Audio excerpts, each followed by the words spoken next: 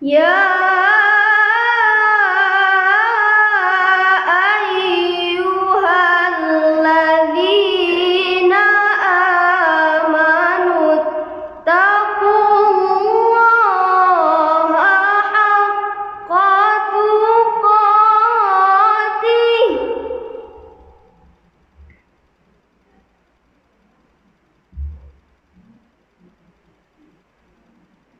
wa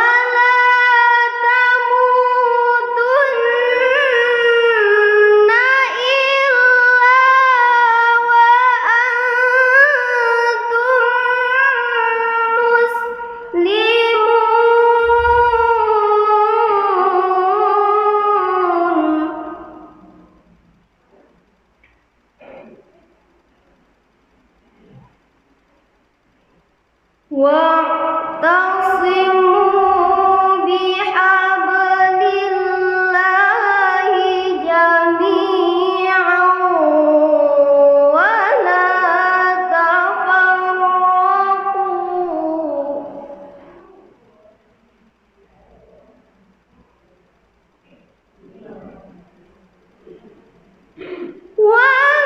واذكروا نعمة الله عليكم إذ كنتم أعداء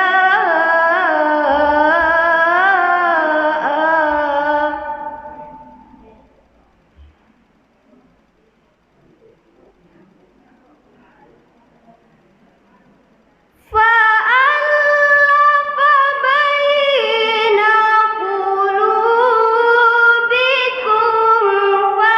فأصبحتم بنعمته إخوانا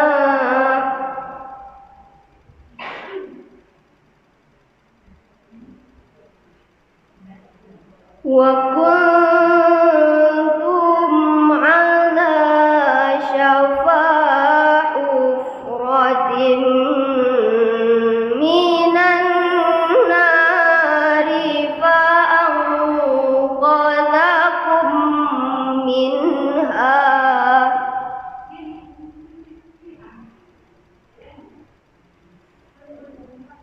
كذلك يبين الله لكم آياته لعلكم تهتدون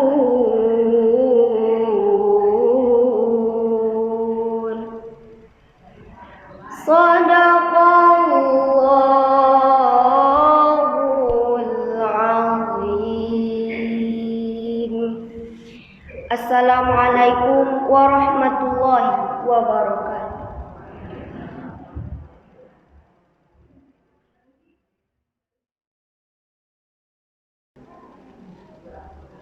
Bismillahirrahmanirrahim. Assalamualaikum warahmatullahi wabarakatuh.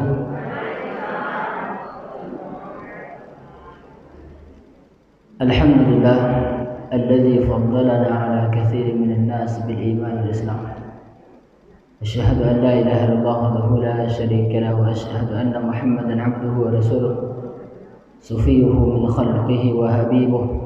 أدى الأمانة ونصح للأمة وجاهد في الله حق الجهاد حتى أتاه اليقين صلوات الله وسلامه عليه وعلى آله وذريته وعلى من سار على نهجه إلى يوم الدين تسليما كثيرا ثم أما بعد اللهم انفعنا بما علمتنا وعلمنا ما ينفعنا اللهم زدنا علما وارزقنا فهما amin amin ya rabbal alamin. Yang sama-sama kita hormati Bapak Wali Jorong, Bulan Gamba, dan ibu-ibu pengurus pengajian Majelis Ta'lim Permata. Mohon kita kepada Allah Subhanahu wa taala semoga sampai kita yang hadir kini sampai yang kita penuhi Allah kumpulkan kita dalam ketaatan di dunia, semoga Allah kumpulkan kita nanti di surga. Amin amin ya rabbal alamin. Bapak Ibu kaum muslimin dan kaum muslimat sidang jamaah yang berhormati, sebelum kita mengaji nak, karena di masalah aku baru pertama mengaji. Jadi sebelum mengaji tentu ibu-ibu harus tahu saya mengaji. Kalau sebagian mungkin ada yang kenal. Karena ambo sebenarnya orang menantu orang Lukok. Menantu orang Lukok. Nama ambo yang diajarkan tu Kasman Prasetya. Kalau bau-bau namanya ndak ada bau ustaznya tu. Karena orang tua ambo ndak tahu bukan jadi ustaz dah. Dia ndak ada bau nama, tapi ambo cari-cari artinya. Kalau ndak tahu artinya ko namanya artinya buruk ambo pakai tadi, walaupun ndak tahu artinya ko rancak. Walaupun ndak rancak tapi lain ndak buruk dipakai. Bentuk wabah terima kasih ke orang tua. Dulu tamat SD ambo sekolah di Parabek, 6 tahun di Parabek. Kemudian S1-nya di Azhar University di Mesir, jurusan hadis dan ilmu hadis. Kini tinggal di Padang Panjang, mengajar di Perguruan Islam Darul Muwahhidin, bidang studi ambo hadis dan akidah dari situ. Ambo risiko menjadi menantu sejak tahun 2015. Alhamdulillah lalu kurniakan anak kampek. Alhamdulillah kampek. Jadi nan kampeknya menunggu bulan. Jadi kini tahun 2021. Jadi alhamdulillah nikmat Allah ya Bu. Jadi yang kini adalah jadi 3 orang. Nan akan jadi seorang lagi. Alhamdulillah. Mungkin itu perkenalan singkat ambo. Ambo nama ibu Epi. Nama ayahnya Hasan Basri, orang Kelumpang. Mungkin itu. Pengajian kini sesuai yang disampaikan oleh Ustaz Ahmad Kambo yang minta tadi siang sebelum zuhur disampaikan. Yang sebenarnya jadwalnya Ustaz Kambrianto enak. Tadi sampai sebenarnya Ustaz Kambrianto tapi ada halangan jadi ambo minta mengganti. Kan enggak apa Bu? Kalau apa tu enggak jadi pengaji. Min mahasin al-Islam. Yang akan kita bahas kini di antara keindahan Islam. Di antara keindahan agama Islam. Di antara yang membuat orang tu cintanya ke agama ko karena tahu agama tu agama yang hebat. Kalau tahunya agama ko banyak kehebatan, di situ banyak yang indah, banyak yang bagus, maka kecintaannya ke agama ko semakin kuat. Orang yang agama tu kurang cintanya ke agama, tak namanya memperjuangkan, tak namanya membela karena dia tak tahu kehebatan agama. Maaf Bu. Orang kalau bahasa semangatnya mengaji, semangatnya membaca kitab, karena dia tahu kehebatan Islam tu baru kita ketahui kalau di situ ni. Lah mengaji awak tahu kehebatan Islam. Kalau awak kurang bersemangat ibadah kini, awak tak tahu kehebatan ibadah tu sendiri. Agama yang hebat sebenarnya. Aturan-aturan yang ada dalam agamaku luar biasa bijak, banyak kebijak. Yang menurunkan adalah Allah yang maha bijaksana. Hukum-hukum yang Allah turunkan yang ada dalam Islam, hukum-hukum Islam itu hukum yang bijaksana. Sebenarnya kalau ada orang Muslim yang menolak hukum Allah, menolak hukum Islam, sebenarnya karena dia tak tahu kehebatan hukum Islam. Banyak hukum Islamku kini yang dulu dipakai dulu. Contohnya potong tangan. Ada mencuri potong tangan negara apa? Tidak. Jangankan awak orang yang tidak pencuri. Pencuri pun kalau dia tahu kehebatan kebijaksanaan hukum Islam, pastilah pencuri itu ingin dihukum dengan hukum Islam. Contohnya begini Bu. Ambo ke pasar misalnya bawa ape ko. Ape ko antara hidup je mati. Mati nak nama hidup saganlah.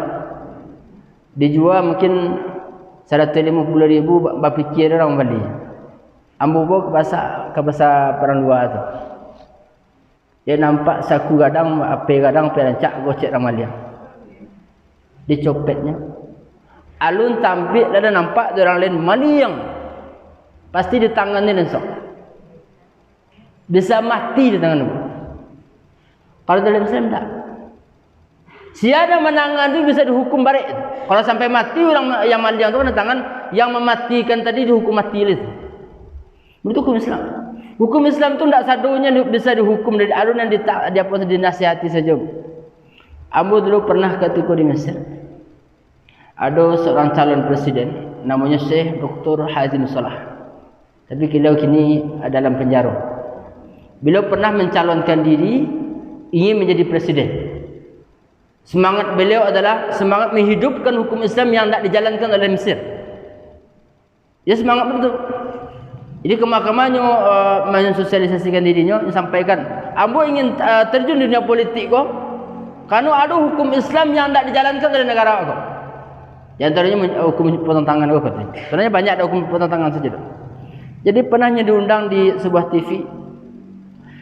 Jadi ada pembawa acara tu, bertanya ke Syekh tu, ya Syekh, engkau di mana mengkampanyekan, engkau mengajak orang untuk mendukung engkau karena engkau ingin menjalankan hukum Islam. Apa bedanya hukum Islam dengan hukum kini gua? Apa jawab Syekh tu?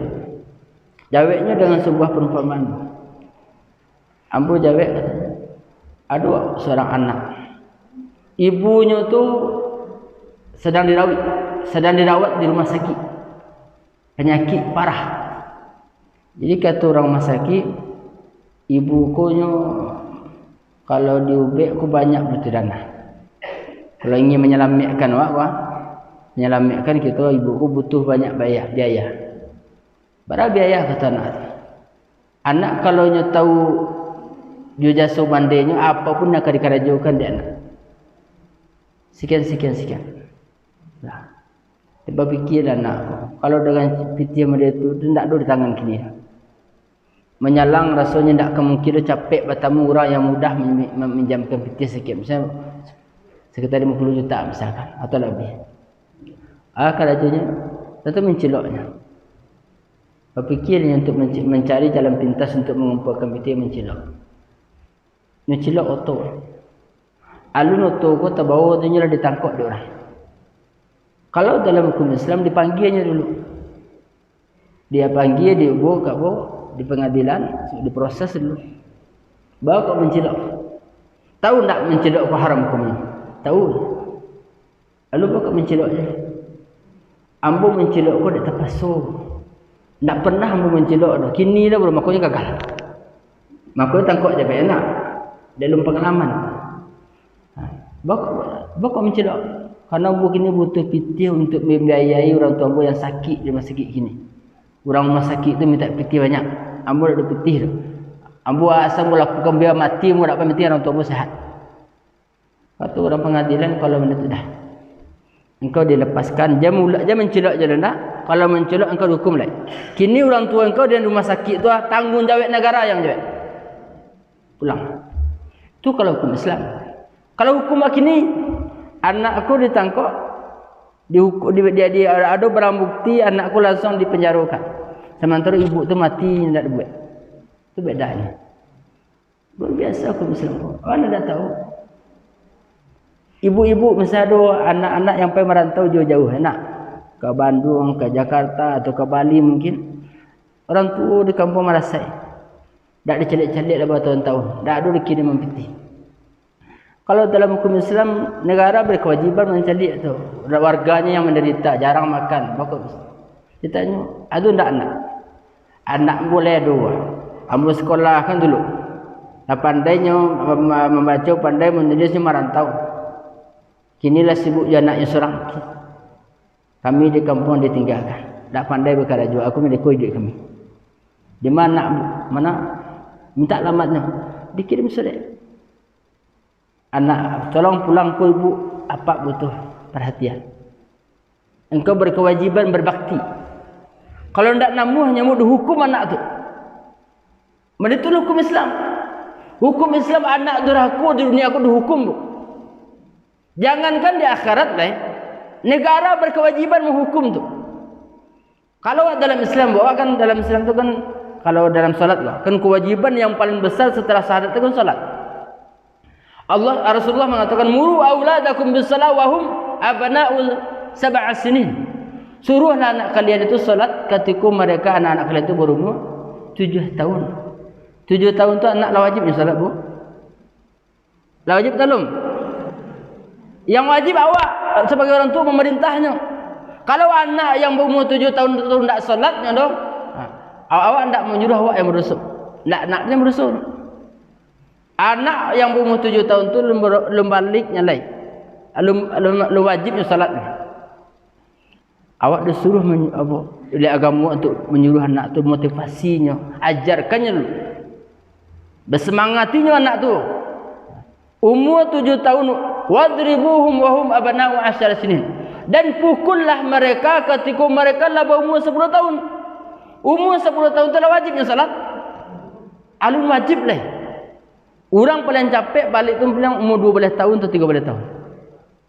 Antara umur 7 tahun, 8 tahun, 9 tahun tak boleh kita pukul anak kau. Kita suruh-suruh saja, kita garu-garu saja. Solatlah kita ingatkan. Kalau bisa solat 5 waktu terjaga kau ibu agih kau motivasi dunia nak baado. Kata kau itu nyelum wajib ikhlas lai. Nyu wajib membiasakan saja bro. Kalau bisa solat sebulan kau tak tinggal-tinggal ibu agih sepeda cik. Boleh tu. Wak memotivasinya bro. Karena orang ketika itu dulu wajib ikhlas. Ikhlas kau ketika nyala balik wajib ikhlas. Umur 7 tahun sampai 9 tahun awak kan 3 tahun tu. Lama atau singkat pendek tu? Atau sebentar? 3 tahun tu kalau untuk lah lama sananya tu.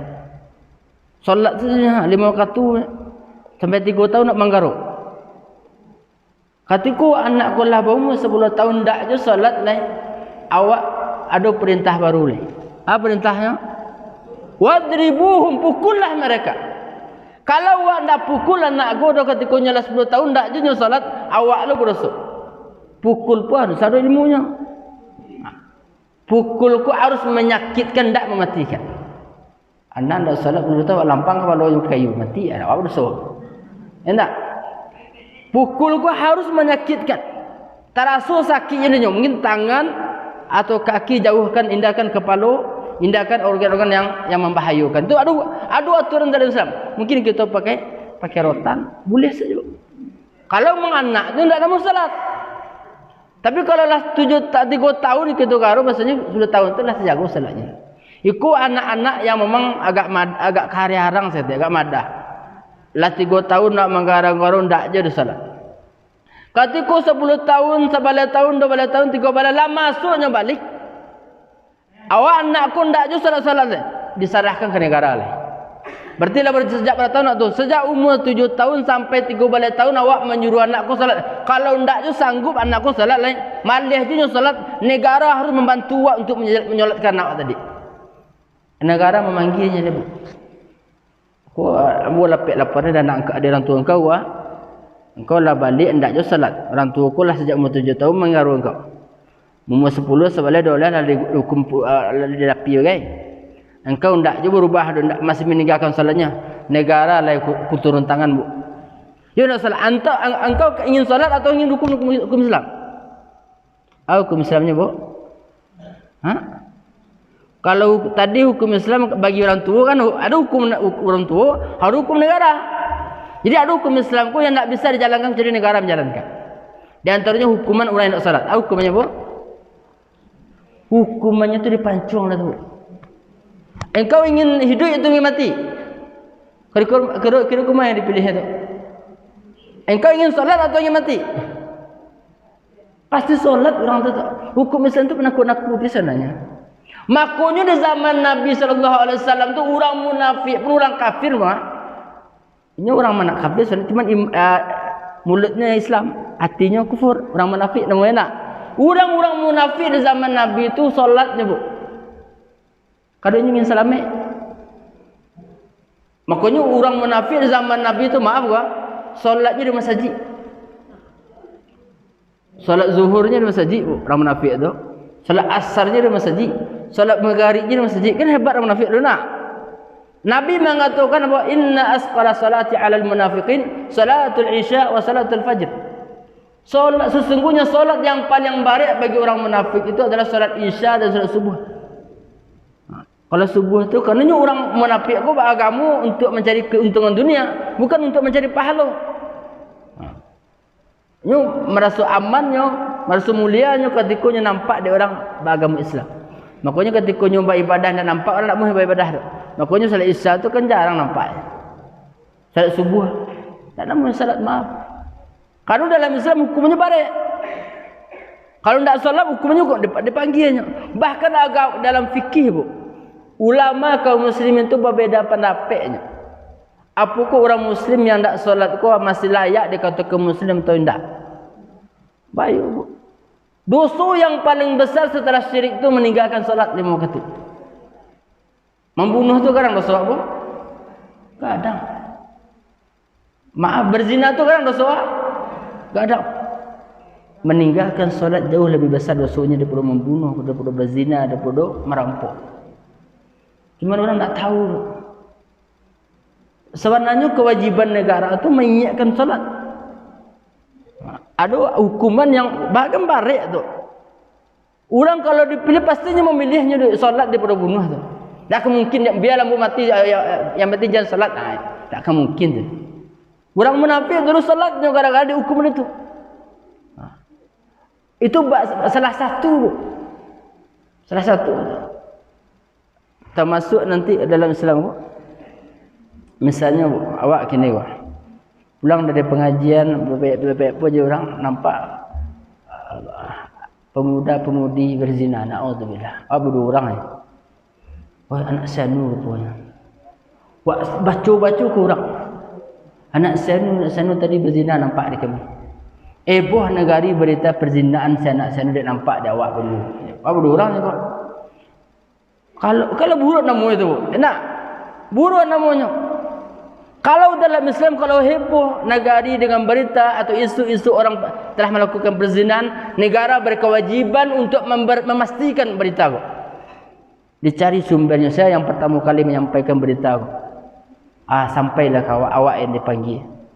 Dipanggil ada pengadilan. Ya engkau yang pertama kali menampak. Ya. Siapa salah? Ada kawan Abu Sarang. Keduanya. Ya. Tak ada lain tak. Betul menampak dengan kalian? Ni kau dua. Ya. Betul-betul nampak dia kami yang telah berzina. Kalau saksi dalam perkara zina aku tak cukup 2 orang, harus sampai orang, engkau yang dihukum. Dicambuk untuk menjaga nama baik pezina tadi bu. Walaupun yang betul-betul berzina, kalau tidak cukup bukti sampai orang saksi, orang yang menyampaikan pertama kali itu yang dihukum dalam Islam. Itu pezina bu. Pezina pun dijaga nama baiknya dalam Islam. Kini orang mudah saja menjatuhkan nama baik. Kalau dalam Islam tu berkewajiban menjaga harga diri, berkewajiban menjaga darah, menjaga haratu. Ada maqasidus syariah namanya. Tujuan-tujuan syariat. Pokok dia harus dijalankan syariat. Tujuannya hifzuddin yang pertama kali, menjaga agama. Kini agama ku banyak saja orang merusak. Sampai-sampai menghalalkan apa yang diharamkan.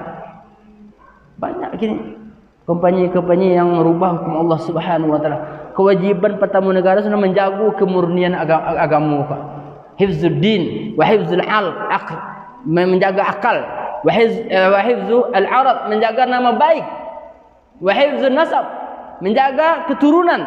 Wa hifzu al-mal, menjaga harta. Wallahi kalau orang kayu tu tahunya kehebatan hukum Islam, mustahil orang kayu tu menolak hukum Islam.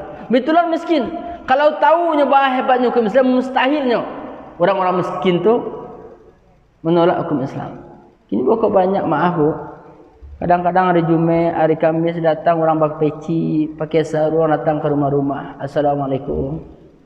Minta sumbangan. Dalam Islam tidak benda itu. Kewajiban negara yang menjapuknya. Orang miskin pun tidak dibiarkan merendahkan dirinya ke rumah orang kayu kaum muslimin tu. Kau nyampang yang punya rumah tu orang kafir ternyata.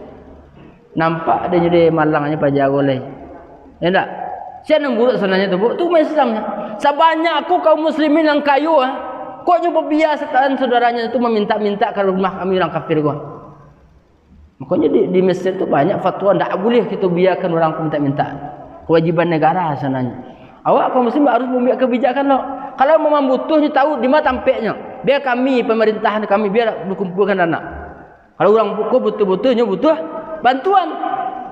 Sehingga jaleh wak mamle tu kalau nak jaleh orang dah namu sama dia. Itulah Islam. Islam ku luar biasa hebatnya. Min mahasin Islam. Sebenarnya banyak.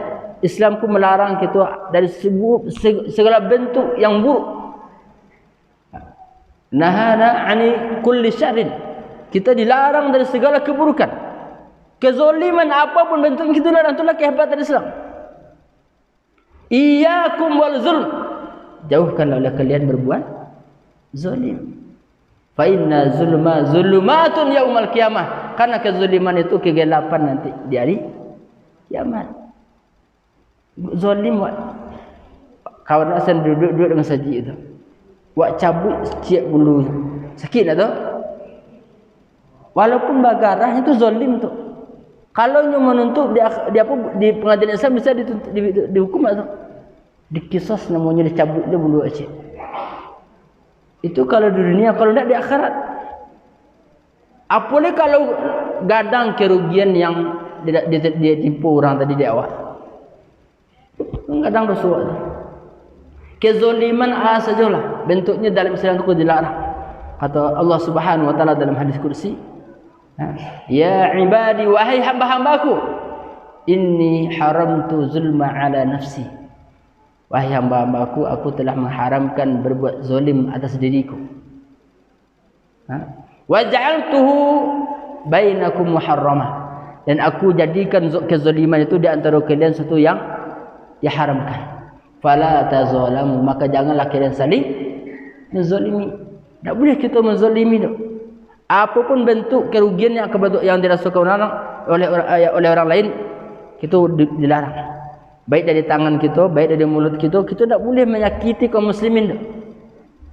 Kata-kata wak tak boleh menzalimi kaum muslimin lain. Jangankan orang muslim, orang kafir pun harus kita jaga dari mulut kita. Tangan pun demikian. Makanya Rasulullah sallallahu alaihi wasallam ketika ditanya tentang ayyul muslim afdal, ya Rasulullah, siapa itu orang muslim yang terbaik? Ingin menjadi orang muslim yang terbaik, bu? Orang muslim yang terbaik itu kalau Nabi mengatakan apa? Al-muslim man salimal muslimuna min lisanihi wa yadihi. Orang muslim yang terbaik kata Rasulullah adalah orang muslim yang selamat orang muslim lain dari kejahatan mulut dan tangannya. Mulutnya tidak sama ngecik saja. Tak segala yang kita dengar tu layak kita sampaikan. Itu Islam. Nampak betul, nampak dakwah tak sadonya yang boleh kita tak yang nampak tu boleh kita sampaikan. Kita calik-calik dulu, timbang-timbang dulu. Itu Islam. Wak betul mendengar orang ku mempergunjangkan kawan wak wah. Bergunjangnya berdua. Tak dengar mana ada wak. Tak layak kita sampaikan ke kawan wak tu dulu. Rasulullah mengatakan kababil mar'i kadiban. Cukuplah orang itu dikatakan berdusta, kata Rasulullah. Apa kesimpulannya? Idza tahaddatsa bi kulli ma sami'ah. Ketikanya menceritakan, menyampaikan setiap apa yang didengar. Awak hendak menyampaikan, awak hendak dua tambah-tambah doh. Betul-betul kita sampaikan seperti yang kita dengar. Dalam Islam cukup itu cukuplah dikatakan awak nah baru tu. Awak timbang-timbang dulu. Bila kita boleh menyampaikan keburukan dalam Islam itu ada aturannya. Itulah ikut hebatnya Islam. Waktu tutupi aib orang lain yang sampai ke awak gua, itulah perintah agama awak. Siapa orang tak punya aib? Di antara kehebatan Islam tak seluruh kesalahan itu layak dia harus dihukum. Ada yang Allah tutupi, Allah maafkan. Jadi kalau nampak ada orang melakukan kesalahan, jangan langsung baca. Kita nasihati saja kalau bisa. Cukup awak setahunya melakukan kejahatan atau keburukan. Rasulullah mengatakan la yasturu 'abdun 'abdan fid dunya illa satarahu Allahu yaumil qiyamah. Tidak seorang muslim menutupi aib seorang muslim lain. Tidak seorang hamba menutupi aib seorang hamba di dunia kecuali Allah akan tutupi aibnya nanti di akhirat. Itulah kehebatan Islam. Tidak boleh awak yang orang yang acok pengajian. Ibu-ibu kalau dipergunjangkan orang sampai kawak ayat baca bu, alhamdulillah. Tambah palu kawak, tapi tidak sadonya sanggup nyetir nak. Kalau sadonya lah tidak sadu. Setiap saya menyampaikan neko-neko tadi nyampe buruk-buruk nak pak. Rasanya naik dan tuang sana. Ada doa. Itulah kehebatan Islam. Jadi untuk meredam emosi itu adalah. Jadi kok yang dicontohkan oleh para ulama kita terdahulu. Jadi ketika ada orang menyampaikan kau, oh saya mereka sampaikan tentang kau. Buruk sudah baca. Yang kita baca. Allahumma firli in kana sadiqan. Ya Allah ampunilah ya Allah. Kalau apa yang disampaikan itu betul-betul ada demo. Kalau mana mungkin ada sebagian tu batu awak mana tu, enggak? Aduh, mungkin ada sebagian yang enggak dibiak-biak orang. Itu doakan Allahumma ghfirli in kana shadiqan. Ya Allah ampunilah ambu ya Allah kalau itu betul. Waghfir lahu in kana kadziban, dan ampuni dia ya Allah kalau ternyata itu dusta saja, bohong. Itu sikap awak sebagai muslim tu ndak, biar ndak capek awak membalik fitnah tu, tak perlu kita balik dengan fitnah. Itulah hebatnya Islam. Makanya orang kalau mendalami agamaku bukan menjadikan orang tu orang kejam, tidak akan menjadikan teroris orangku kalau dalam agama orang baik. Kehebatan Islam itu luar biasa. Jangankan kepada manusia orang yang beriman, kepada orang kafir pun ada aturannya. Nabi menyampaikan kepada sahabatnya, bagi orang Yahudi, orang-orang Nasrani yang hidup di Makkah di zaman Rasulullah SAW, yang mengikuti aturan yang dibuat oleh aturan agama Islam, dia mentaati itu berdasarkannya sebagai warga negara saja, tidak sebagai agama doh. Kalau nyalah mengikuti peraturan agama peraturan negara apa kata Nabi? Man adza zimmiyan. Orang kafir yang mau mengikuti aturan-aturan dibuat oleh penguasa kaum muslimin, maka orang kafir itu dinamakan kafir zimmi. Kafir yang dilindungi. Kata Nabi, man adza zimmiyan fa ana khasmuhu yaumal qiyamah. Siapa saja yang mengganggu, siapa saja yang menyakiti kaum muslim, orang-orang kafir zimmi, maka aku nanti musuhnya nanti di akhirat. Betul murkanya Rasulullah kepada orang yang mengganggu orang yang lah namun taat. Itu orang kafir, bu. Apalagi kalau yang kita ganggu itu orang yang beriman sama jawab, semakin besar adalah kemurkaan Allah Subhanahu Wa Taala dan Rasulnya. Apalagi yang kalau kita sakit itu para ulamanya kaum muslimin. Orang kafir saja kita sakiti, Nabi mengatakan ambo musuh nanti di akhirat. Jadi berbeda agama pun tidak mesti kita boleh menyakitinya. Ada aturan dalam Islam. Jangankan kepada manusia, bu. Kepada binatang pun agama akan menyuruh buat baik-baik. Ya nak? Rasulullah SAW pernah mengatakan, Innallaha katabal ihsana ala kulli syai'in. Sesungguhnya Allah telah menetapkan, telah menuliskan untuk berbuat baik kepada segala sesuatu.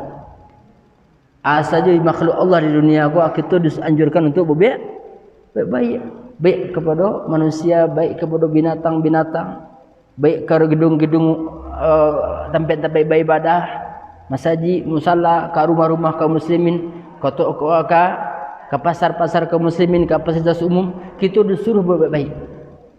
Ke binatang yang dihalalkan kita memakannya, apa kata Rasulullah? Wa idza qataltum fa ahsinu qitlah wa idza zabahtum fa ahsinu dzibah. Apabila kalian hendak membunuh, kalau memang harus membunuh aja, bunuh dengan cara yang baik. Kalau kalian hendak menyembelih, maka perbaguslah penyembelihan. Falyuhadda ahadukum safratahu falyulih zabihatahu. Hendaklah kalian yang akan menyembelih itu menajamkan pisau. Kalau ada orang memantai ayam, memantai kambing Jawi, tidak ditajamkan pisau sejauh yang bisa, bu, langsung walaupun mati je berdosa je.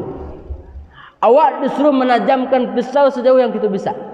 Itu binatang ada hak dari awak kaum muslimin. Ada kewajiban kita berbuat baik kepada binatang yang akan kita sembelih. Itulah hebatnya agama Islam.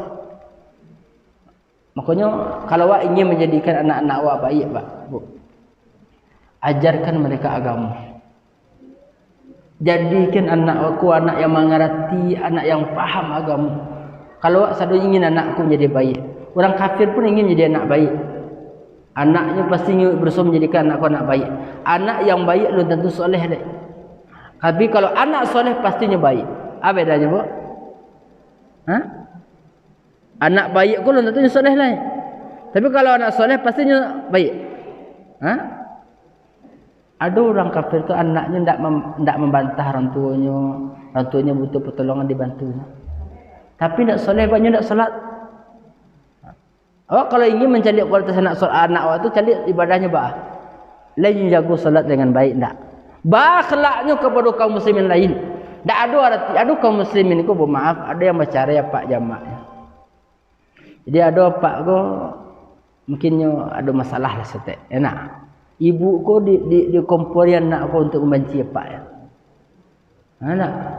Apa pun tak ada bau tak. Macam-macam lah. Ada memang itu ibu-ibu. Karena apaknya kau balaki cak dah. Walaupun mabini cak dah, maaf. Maaf. Mabini cak dah. Memang awak nak syukur dengan cara itu. Kalau awak bermasalah je laki, cukup awak saja, anak jadi bobok.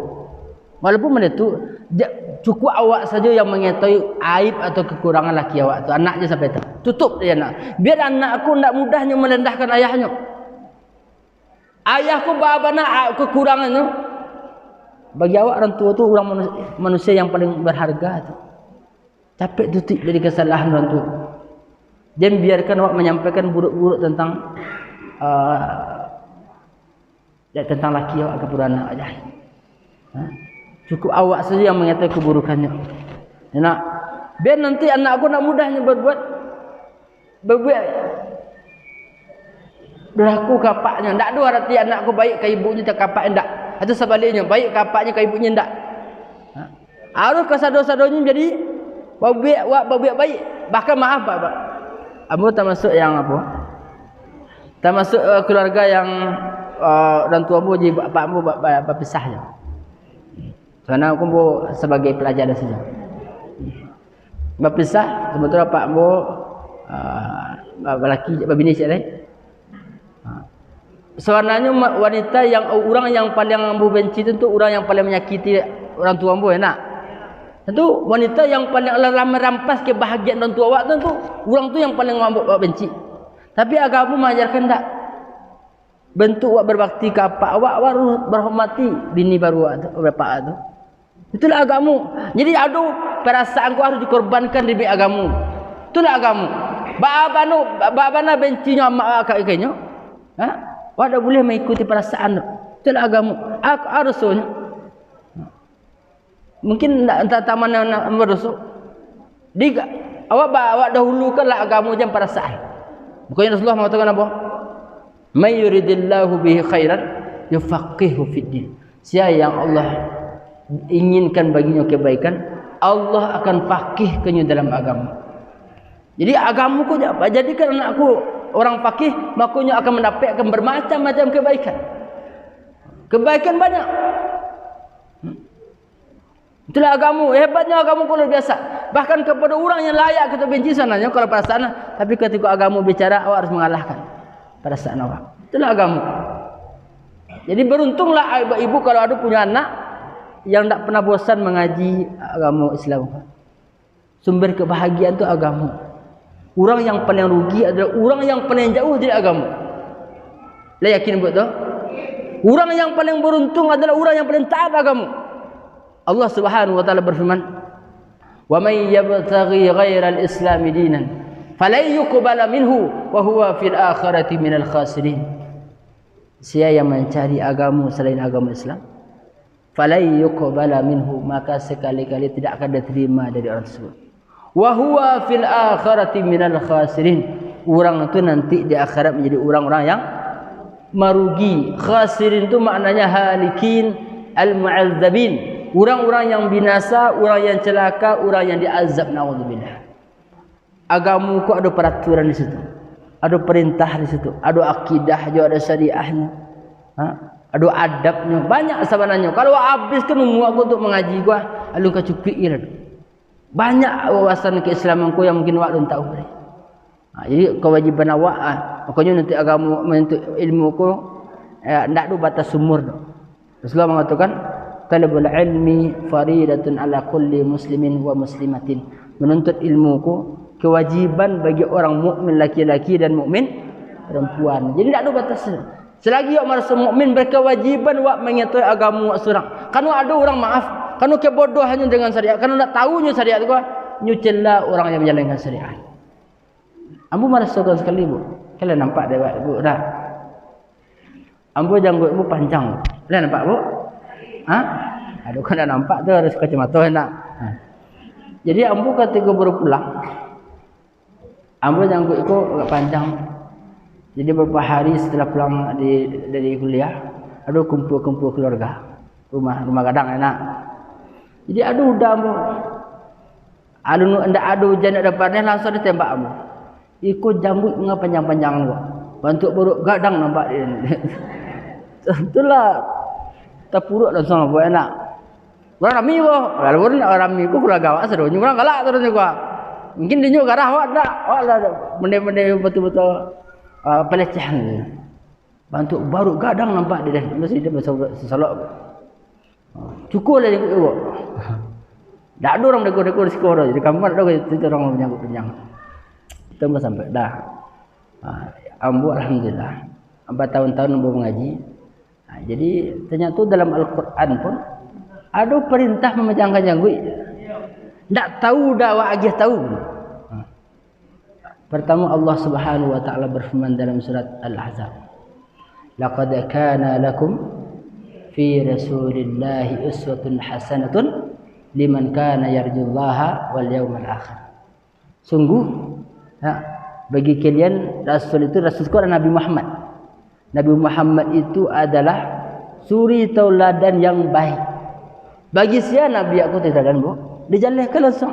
Liman kana bagi orang-orang yarjullaha wal yaumal akhir, bagi orang-orang yang menginginkan Allah, menginginkan ridhonya Allah, dan bagi orang-orang yang menginginkan akhirat, kebahagiaan di akhirat, maka Nabi ku tidak adanya.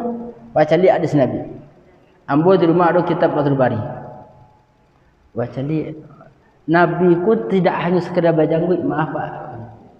Nabi pun memerintahkan bajanggut. Apa kata Nabi? Khaliful Yahud wal Majus. Berbedalah kalian dengan orang-orang Majusi dan orang-orang Yahudi. Wa'ful liha wa qassus sawarib. Hadis muttafaqun alaih ada. Bukhari ada, Muslim ada. Apa kata Nabi? Wa'ful lapihkanlah, maafkanlah janggut kalian. Tarkul liha, tinggalkanlah janggut kalian. Wa qassus sawarib, dan pendekkan. Jadi ada Nabi, sahabat Nabi mencukur habis sampai nampak kulit. Ada yang memendekkan, tak boleh sampai menutup bibir. Ada dalam Fathul Bari itu dibahas tu. Dan Nabi dalam surah Nabawiyah, Nabi itu rajulun kasullihyah. Nabi itu adalah laki-laki yang berjenggot lebat, labik juga Nabi itu. Sehingga dalam Umdatul Ahkam, kitab Umdatul Ahkam, kitab fikih, kitab hadis fikih yang hadisnya tu muttafaqun alaih. Jadi sahabat Nabi mengetahui Nabi itu membaca ayat ketika salat zuhur dan salat asar tu dengan gerakan janggut Nabi. Nabi itu kalau baca ayat, kalau mengeceknya, menggarik-garik janggutnya nampak di belakang. Dek gadangnya janggut Nabi. Jadi ibu kalau nak suku orang berjanggut, jangan celah orang berjanggut, Nabi apa janggut ibu. Ya nak? Jangan celah. Ambo sampai udahlah tu.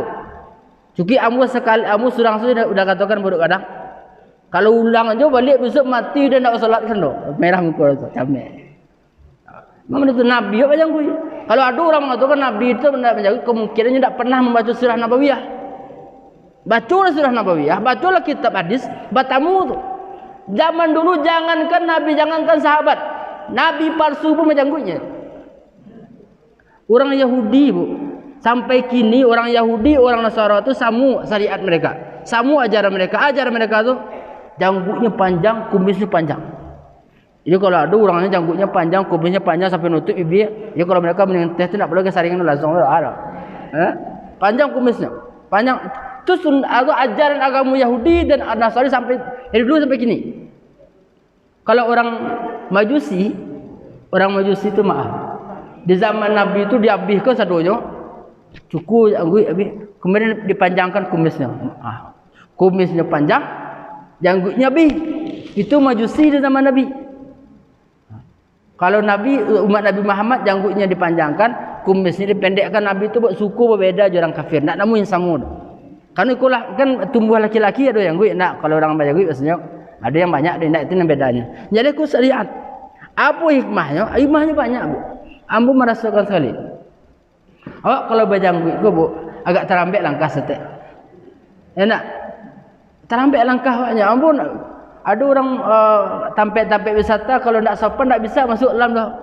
Terlambat dia janggut. Ada nak? Di Mesir pun boleh tu, Bu. Dulu pernah ketika kuliah. Jadi kapai kuliah. Jadi ada pernah mabuk. Mesir tu ada jarang mabuk situ. Pemuda-pemuda mabuk ada aja. Jadi orang Mesir tu dia berjanggut tu sopan hormatinya. Baik, tak ada dia ganggu dia.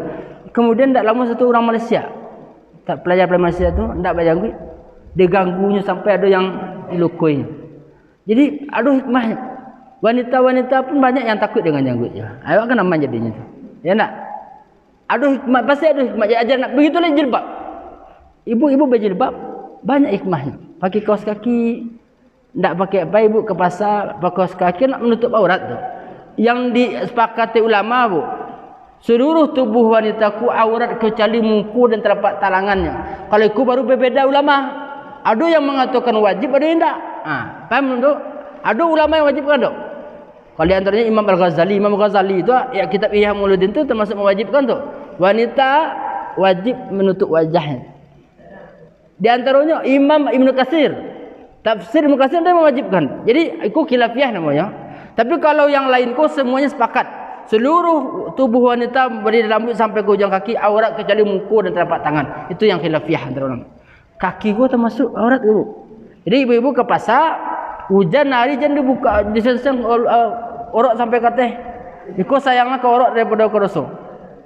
Kan rugi ya tu. Enak biarlah aurat tu kumuan apa? Habis kau cuci daripada dosa. Sepanjang jalan nak berdosa tu. Tahu berapa jumlahnya Allah nanti lagi tahu kau ikut dosa selama engkau di pasar kau. Kau dosa selama engkau di terminal malah. Balik kau dosa jadi hujan kau. Engkau buka aurat engkau. Ikut sayang lo ka baju daripada menutup aurat. Kita kini mulai. Kalau hari apa? Emang darurat. Adalah darurat. Wak darurat kau tak capek-capek ambil dah. Dalam fikih itu ada kaedah namanya ad-dururatu tubihul mahdurat. Darurat itu membolehkan yang hal-hal yang harus kita jauhkan. Sama je minum khamar kau. Aku tak khamar nak. Minuman kareh itu kan tak boleh. Haram hukumnya. Tapi kalau darurat tak ada lagi diminum. Aku ada racun, aku ada khamar. Kita dibolehkan minuman khamar. Menitulah babi. Jadi kalau tak ada kapai kapu, kalau memang tak ada, sayanglah rasanya baju gua tak ada pakai. Tak apa. Kalau nak di rumah, hujan tu mungkin lebih. Awak tidak ada sahabat salat di rumah. Jadi awak wajib kau sementara bagi wanita kau sunat. Mungkin afdalnya ketika hujan tu awak di rumah. Afdalnya di rumah lah. Kalau jalan tu beda lah hukumnya lah. Yang jalan kalau tak bisa lah tu boleh saja. Bahkan melepas jilbab pun boleh nanti. Ketika kalau darurat, awak tak korong di Amerika. Maka pulang tak bisa kalau tak ke jilbab. Kalau tak bisa, tak pasuk ketika tu awak ingin pulang saja lah. Tak tahu mereka hidup dah. Buka lah jilbab untuk sementara tak apa. Tapi fikir sama jawab kau. Wah, macam boleh kerja baju kuar kan? Ketika dia dipilih aku mah tidak bih atau cukup janggut. Kalau nak cukup janggut dah bih. Kalau nak talak dah bih lah cukup janggut itu. Kan itu kan nak. Jadi yang haram tu nanti ada tahap-tahap kita boleh melakukan. Makanya fikih ku tak ada yang sulit dah. Tak ada yang barik dah. Yang penting kalau mempelajari agama ku lama agama sebenarnya. Nikmat agama, makanya bersyukur Wak ketika diberikan semangat mendalami agama. Makanya kalau banyak guru Wak, banyak wawasan Wak. Banyak kitab banyak wawasan. Makanya pernah Wak batasi ilmu aku dengan 1-2 guru. Karena kalau semakin seketik Wak semakin tak tahu kehebatan Islam kau. Wak ilmu itu cuma di situ sumbernya. Ndak Wak tahu perbedaan-perbedaan yang ada dalam fikih Islam. Mungkin lah lebih lo jam 3 ya nak. Ada lain? Nah, kita lanjutkan di antara kehebatan agama Islam aku. Islam itu mengajarkan kepada awak berterima kasih. Makanya Rasulullah sallallahu alaihi wasallam menyampaikan kepada kita, mencontohkan kepada kita, Nabi itu dalam keadaan apapun dia selalu bersyukur. Berterima kasih atau bersyukur pertama kali tentu kepada Allah Subhanahu wa taala. Di antaranya apa? Nabi waktu kalau dia mencalik yang menyenangkan, apa yang dibacanya? Alhamdulillah alladzi bi ni'matihi tatimmu shalihat. Kalau Nabi itu mencalik yang tak menyenangkannya, dia selalu bersyukur juga. Alhamdulillah ala kulli hal. Bersyukur. Awak orang beriman ku, kalau kita perhatikan hidupku di antara kehebatan agama Allah. Awak dipersiapkan untuk menghadapi segala apapun kemungkinan, baik yang menyenangkan ataupun yang tak menyenangkan. Awak di dunia aku kan tak selalu menemukan yang menyenangkan awak, ya tak? Bakawan pun begitu awak. Bertetangga awak tak selalu tetanggaku yang menyenangkan apik awak. Ada ujiannya. Tapi bagi kaum muslimin kulah hebatnya Islam. Sadonya baik baginya. Ajaban li amril mukmin. Mengagumkan, ya menakjubkan perkara orang-orang mukmin itu. Inna amrahu kullahu kana khairan lahu. Urusan orang-orang mukmin itu baginya itu baik. Seluruhnya baik. Walaysa zalika illa lil mu'min. Yang demikian itu tidak ada kecuali bagi orang yang beriman. In asabathu sarra syakara fa kana khairan lahu. Ketika nyo berjumpa atau mendapatkan yang menyenangkannya, nyo bersyukur maka itu baik untuknya. Wa in asabathu darra sabara fa kana khairan lahu. Ketika nyo mendapatkan yang memudaratkannya, yang menyusahkannya, yang menyakitkannya, nyo bersabar, maka itu baik untuknya. Kulah hebatnya Islam. Jadi umat Islam ku harus siap, harus mempersiapkan diri menghadapi apapun yang akan datang. Baik yang rancak-rancak atau yang buruk-buruk. Walaupun kita tetap berlindung dari hal yang buruk, tapi kita harus mempersiapkan diri. Harus mempersiapkan diri untuk mendapatkan yang baik dan untuk mendapatkan yang tak baik. Kalau tak baik rasanya aku sikap wak. Kalau baik aku sikap wak. Jadi sadunya kita kalau kita sikapi nikmat hidup, ibu pergi keluar hilang terompak. Ayat baca bu. Inna lillahi wa inna ilaihi raji'un. Ayat sambungannya, Allahumma ajirni fi musibati wa khluf li khairan minha. Ya Allah, berilah mu pahala dari musibahku. Ke musibah tu, walaupun sandaku 5,000 harganya, tetap musibah. Ya Allah, berikanlah mu pahala dengan musibahku ya Allah, dan berikanlah ganti dengan yang lebih baik. Bersabar, ndak ambil sandal kawan. Pulang awak ada ganti nanti. Mungkin sandal atau mungkin pahala di akhirat. Ya Allah, aku pahala engkau sabar dulu di akhirat, di dunia ketika sandal hilang. Allah tampakkan kepada awak. Jadinya capek-capek ambil sandal kawan. Itulah Islam. Bersabar. Apapun yang tak awak senangi. Keluar rumah awak aku bebaralek aku. Tiba-tiba ada burung di atas kabel bercirik. Tiba di kepala. Pelacak aku. Ayat baca bu. Astagfirullah. Pertama astagfirullah. Sebanyak aku salawih aku bumi kok kawak pahitnya nak. Musibah tu. Mungkin dia kenapa Allah ingin mengingatkan awak astagfirullah. Tak kita bersyukur alhamdulillah ala kulli hal. Untunglah cuman cilik burung sana tiba. Kok batu ni kan? Alhamdulillah cuma. Kita bersyukur inna lillah. Betul tetap juga kita berdoa kepada Allah Subhanahu wa taala agar musibah berupa cilik burung kepala aku dapat pahala juga. Sebenarnya sikap mukmin ku betul-betul luar biasa ya diajar Rasulullah. Sadonya baik. Baik baba menjadi ladang pahala bagi, ladang amal bagi awak. Rugi ya di pasar dikicuh orang. Kan orang mengicuh itu kan beruntung kadang itu. Awak yang kena kicuh rugi kadang. Mungkin di dunia mana yang paling beruntung bu? Nak kena kicuh atau nak yang mengicuh? Orang yang mengicuh yang di dunia. Tapi kalau yang paling beruntung, siapa yang paling beruntung? Orang yang kena kicuh yang beruntung. Makanya kalau nak kicuh awak tak perlu capek-capek apa nyumpah orang dah. Ya Allah, bau leklah parutnya ya Allah, jangan. Jadikan ya Allah, jadikan aku kejahatan terakhirnya ya Allah. Jadikan aku penyebab engkau turunkan rahmat dan daya kepada ya Allah. Karena mungkin rezeki yang banyak harta orang yang kena cilok, mungkin awak yang paling redha. Awak mungkin itu penyebab awak Allah berikan awak pahala ada orang dapat hidayah gara-gara mencelok orang tua. Jadi umat Islam ku luar biasa. Kau nikmat yang luar biasa ya kalau awak bisa bersikap seperti yang Allah inginkan. Makanya ada ulama mengungkapkan kun kama aradallah. Jadilah engkau seperti yang Allah inginkan, satakun kama turid, maka akan jadilah apa yang engkau inginkan. Intinya agama. Agamaku yang paling membahagiakan. Sumber kebahagiaanku agama. Sumber ketenangan hidup agama. Orang kalau jual agama, nikmat hidupnya. Kekuranganku, kekurang duniaku ketek kalau cari agamanya. Ambo awak sebagai apa bu? Sebagai laki-laki lah. Ambo menikah je orang lokok itu ndak ada kenal. Ndak ada kenal dah. Jadi Jakarta ambo risiko. Yang menjodohkan kawan sama-sama di Parabek dulu. Ndak ada bertamu, ndak ada komunikasi. Bertelepon lihat wajah apa senyum. Dah. Baru mengecek prinsip hidup lah. Memang perlu ayat diinginkan hidup. Model hidup yang inginkan, model kolai hidup yang kita ingin sampaikan. Alah, cocok. Jadi, alum bertamu lah dah bobek potong langsung.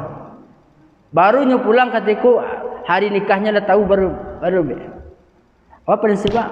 Kalau mengkana Allah, kekurangku jadi ketek. Tak ada pernah pacaran, tak ada bertamu. Alhamdulillah. Makanya jodoh di tangan Allah Subhanahu Wa Taala. Jadi kalau awak rasa maaf, kalau anak mungkin dah bertamu jodoh lah ya. Tak ada tempat yang lebih tepat kita mengadu itu Allah Subhanahu Wa Taala. Berdoa ya Allah. Mudah tu je. Jadi alhamdulillah nyaman-nyaman hidup. Bahkan baru 4 tahun menikah dapat anak 3. Alhamdulillah. Alhamdulillah. Jadi itu karena Allah Subhanahu Wa Taala. Jadi ikut yang berasakan tak? Kalau yang lain mungkin lebih hebat lah pengalaman hidupnya. Kalau nyo mendahulukan Allah Subhanahu Wa Taala. Jadi mari kita sama-sama tumbuhkan semangat dalam menjalankan agama Allah Subhanahu Wa Taala. Hidupkanlah agama dan negara ku. Negara yang paling aman tu dan paling rahmat Allah turun tu adalah negara yang hidup agama di situ. Tak mudah orang objek rasul di situ dah. Kalau orang mudah objek rasul tu dah murka Allah tu turunnya. Bala turunnya, musibah turunnya. Hal-hal yang buruk itu datangnya karena Rasul. Maaf bu, Abdullah bin Abbas pernah mengatakan, "Ma nazala al-bala illa bidzambih, wa ma rufi'a illa bitaubah." Bencana, musibah itu tidak turun kecuali karena disebabkan karena Rasul. Dan tidak diangkat kecuali dengan taubat. Kalau ingin diangkat musibah bertaubat nasuha. Jadi kita bertaubat kepada Allah Subhanahu Wa Taala, mudah-mudahan awak diberikan apa yang membaikkan kepada kita dunia dan akhirat awak. Menapik saja yang dapat ku awak dari dunia aku menjadi penyebab mendapatkan kebaikan di akhirat. Jangan sampai kebaikanku menjadi penghalang bagi awak untuk mendapatkan kebaikan di akhirat. Kalau miskin awak jadikan kemiskinanku penyebab awak mendapatkan kenikmatan dan kebahagiaan di akhirat. Kalau kaya pun begitu. Jangan sampai kekayaan itu menjadi penyebab mendapatkan azab nanti. Kalau tidak ada artinya kebahagiaan dunia kalau dibayar dengan azab. Enak, naudzubillah. Mungkin itu ada pertanyaan bu? Karena bu harus kepada panjang. Karena ada janji lah tadi. Enak. Mungkin itu mencukupkan. Kita tutup dengan doa kepada majelis. Subhanakallah wa bihamdika asyhadu an la ilaha illa anta astaghfiruka wa atubu ilaik. Minta maaf. Ada duri di tengah sawah usah diletakkan dalam padi, letakkan saja di pembatang. Di rumpun sayat nombor rumah. Kalau ada ibu-ibu bapa mendengar kata ambo yang salah, usah diletakkan dalam hati, letakkan saja di belakang. Ambil panas jenuh ke gunung. Demikian, assalamualaikum warahmatullahi wabarakatuh.